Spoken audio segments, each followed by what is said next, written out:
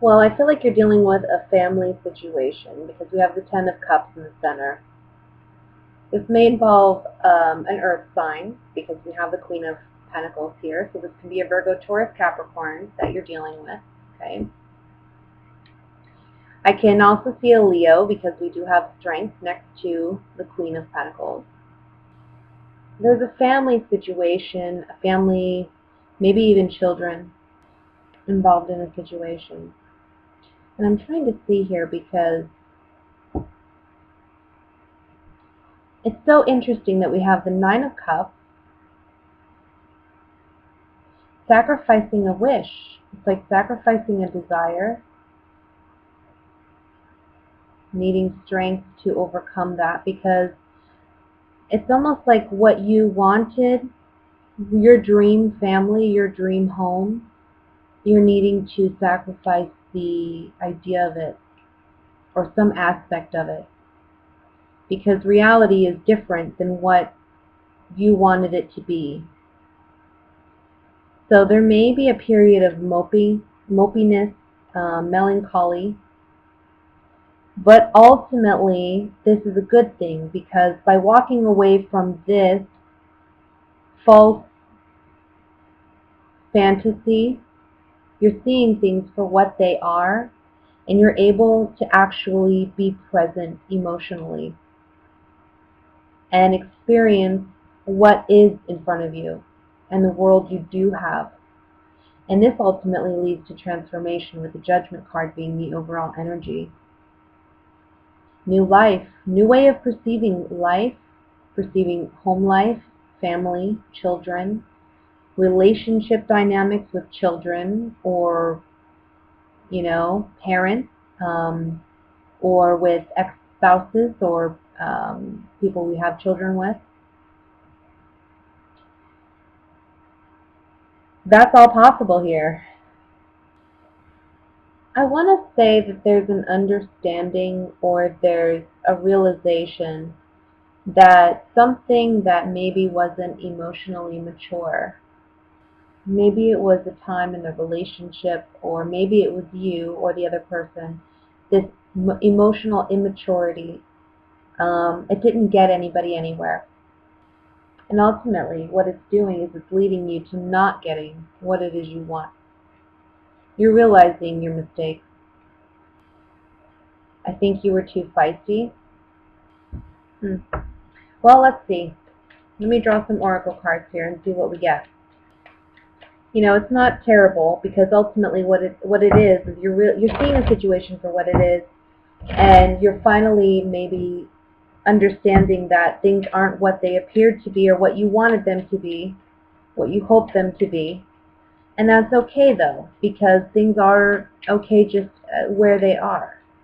I think there's been mistakes made maybe for some of you, but it's taken you a great deal of strength to overcome and learn the lessons that you've needed to learn. And now it's walking away from things that no longer serve you. It's like letting go of all this extra baggage and crap that, doesn't matter. It's like in letting go of something with the Psi card, in letting go of something, that's where you find your fortune and that's where you find something that works for you. A merchant talks about contract, agreement, negotiations. Sorry. And so it's like finally understanding something and having a concrete plan about how you're going to make your life better. Realizing that, you know what, it doesn't have to be that way. Let's look at Judgment. It doesn't have to be the way you originally desired it to be. On the Judgment card, we have child, room, and then we have melancholy. Sorry, this cat is driving me crazy. So basically, starting new with the baby card. The room card talks about secrets, can talk about things that we've secretly desired, maybe not speaking out about that, but I kind of see this family situation tying into that where we're wanting things to be an ideal way, realizing that it doesn't have to necessarily be that in order for us to find happiness. And this is a new realization after some melancholy, though. You know, after a period of because I feel like right now you're not satisfied with where it's at, and I think that's why you're jumping to do things to make it where you want it to be, but it's never going to be exactly perfect. And it's like, let's look at the Hangman and realizing it's honestly the best thing that you could have done for yourself. If you truly want the home that you want and you truly want the environment that you want, you need to let go of someone. And you don't have to even be with this person anymore. This can be, again, a Leo or an Earth sign, Virgo, Taurus, Capricorn. But ultimately, you gotta let them go because you're carrying that weight. You're carrying that desire with you, and it's just holding you back from where you ultimately want to go. It's held you back for thus long, you know? Let me look at this night. I think you jumped. You've made rash decisions and you've jumped and you've done things that maybe now you're looking back and you're realizing it didn't express what you ultimately wanted to express, or you didn't do things the way you ultimately wanted to do them. Now you're looking back and you're analyzing past history maybe, and you're understanding that it was like a negative turn of events with the Thief card. But I don't think you were acting in a very, I don't know, and with the Pleasure Seeker's card, this can be like, you know, frivolous behavior. And it left you in a position where you're single. Or it can be that you're learning to rebuild faith and strength and hope through this period of time where either you are with this person or you're not with this person, whomever it is for you. However, whatever it is, I see you either just emotionally letting go of this person if you're not presently with them, or if you're physically with them, I see you letting them go physically. Because ultimately, this isn't serving you. This relationship is not serving you. I have to say, for some of you, I think you're living a very sheltered life, and I'm surprised that the Hermit didn't come out here, but I kind of feel like you're very focused on just home life and being home with family. And I want to say for some of you, money is a concern. Maybe you're working on materializing more wealth for yourself, and that's your primary focus rather than love. But I kind of feel like this is a month where you're more focused on career, focused on money, focused on prosperity. But what's very interesting is we have the Three of Wands at the end of this, and it kind of says to me that there are going to be multiple maybe offers or options throughout the month of November for you. And I see them coming in unusual or very erratic ways, kind of like you're just not expecting it, you know. Can be when you're out, maybe you're just going to get gas at the gas station, or you are grocery shopping, or you're, I don't know, whatever you do on a regular basis. I think that's where you might be running into somebody. But I do see a big focus on, okay, how am I going to materialize more wealth for myself? And you being like the magician in that way.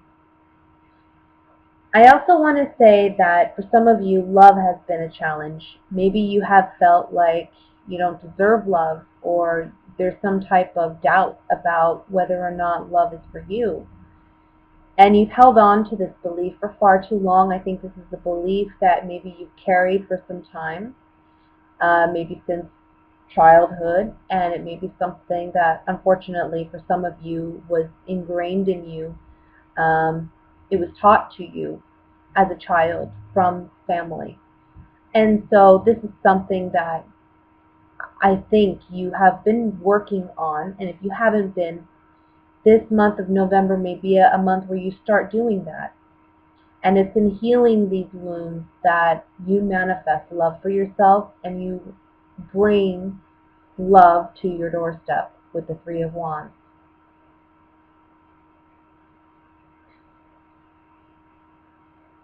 Be on the lookout for communications via, I don't know, social media, text, email, however you communicate, because that can be a way to get some communications as well, or some offers. If you are on like online dating or anything like that, I think you're going to get multiple offers this month. I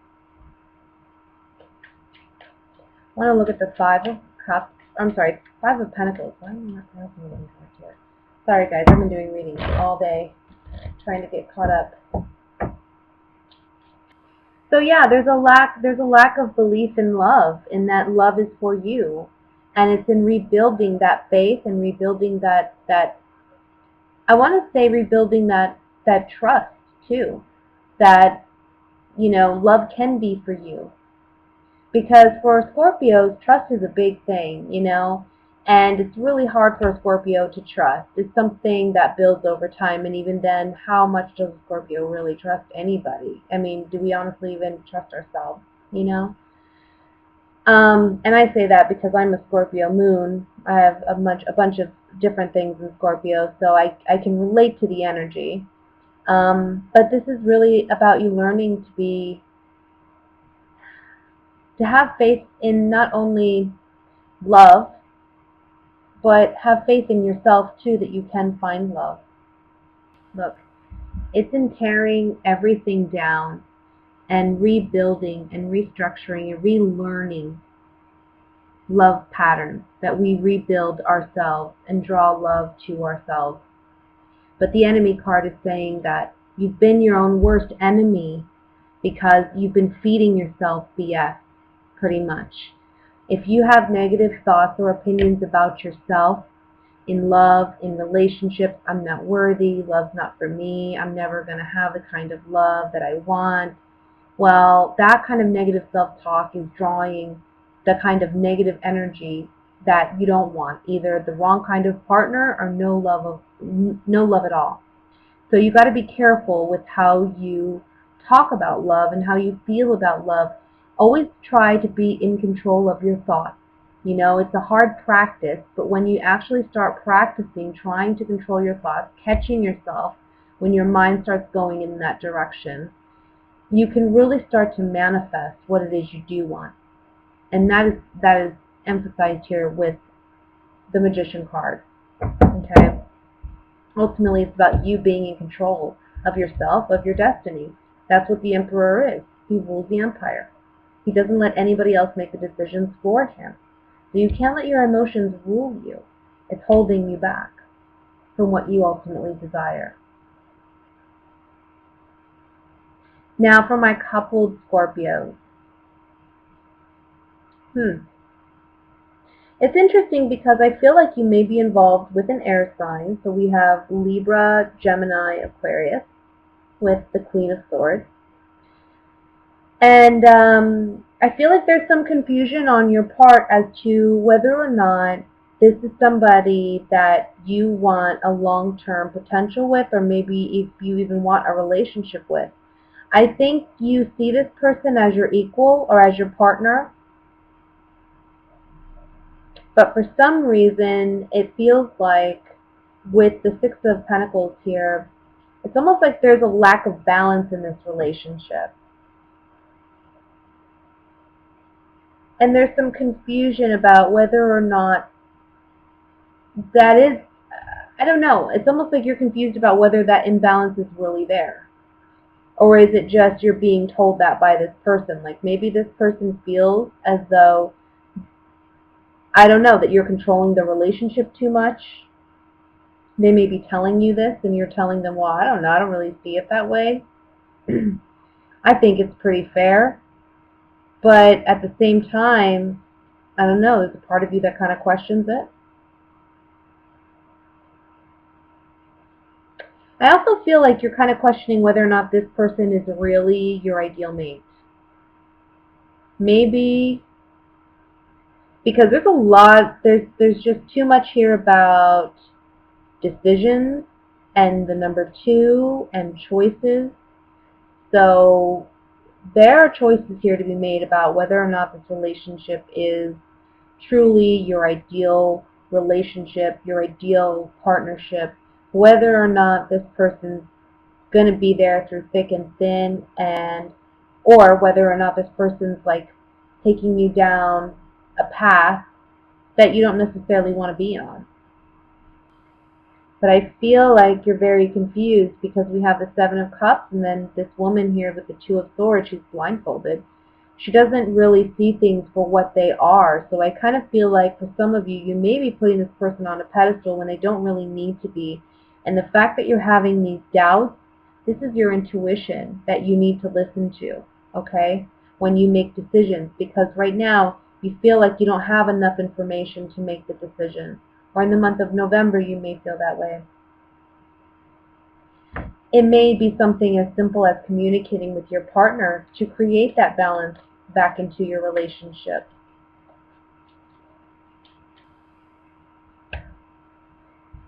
So this is a friend. This is somebody, whomever you're in a relationship with, this is a friend and a confidant. This is someone that maybe you will even have some legal ties or bindings to. So marriage for some of you. For others of you, this could be some other type of, maybe you like, I don't know, you have commitments to one another. So maybe you have children together, or maybe you have a home together even. But there's also a strong friendship and bond in this relationship, and for some reason somebody feels like they're not receiving enough, and there's some confusion on your part about why this person feels like they're not receiving enough.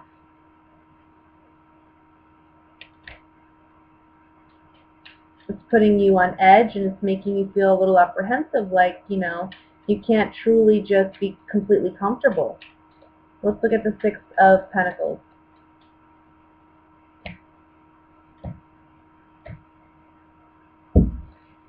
So it may be that somebody has a spending problem. It may be that somebody's pushing you towards a more stronger commitment than what you're ready to give at this point. They're wanting more.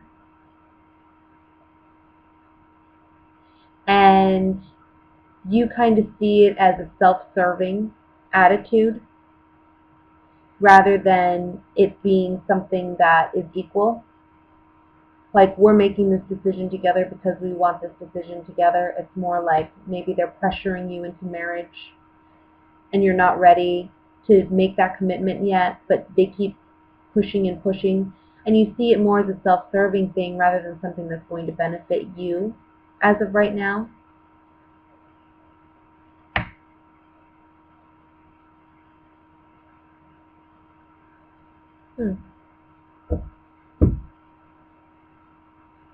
Or maybe it's money, Maybe you have children with someone.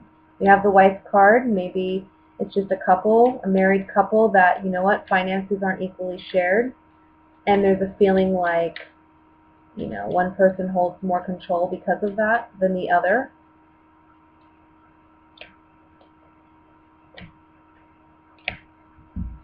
It's like you're wanting to return to past times when things were more celebratory and fun and enjoyable, but right now things feel really tense with your partner. You've known this person possibly for some time, so you don't want things to be in this position where they presently are.